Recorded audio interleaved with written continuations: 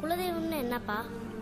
குலதெய்வம்னா நம்ம பாட்டை முப்பாட்டேன், அவங்களோட பாட்டை முப்பாட்டேன், எல்லாரும் தலைமுறையா வந்து இங்க சாமி கும்பிட்டுருப்பாங்க. அவங்க எல்லாருடைய மூச்சு காத்தும் இந்த மண்ணிலேயே இந்த சாமியை தான் சுத்தி சுத்தி வந்துகிட்டு இருக்கும். அந்த மூச்சு காத்தும் இந்த சாமியை சேர்ந்ததுதான் நம்ம குலதெய்வம். எம்பாட்டன் சாமி வரும், எங்கேயும் கூட வரும். எந்தாயி தூங்க சொன்ன பாட்டு வரும்,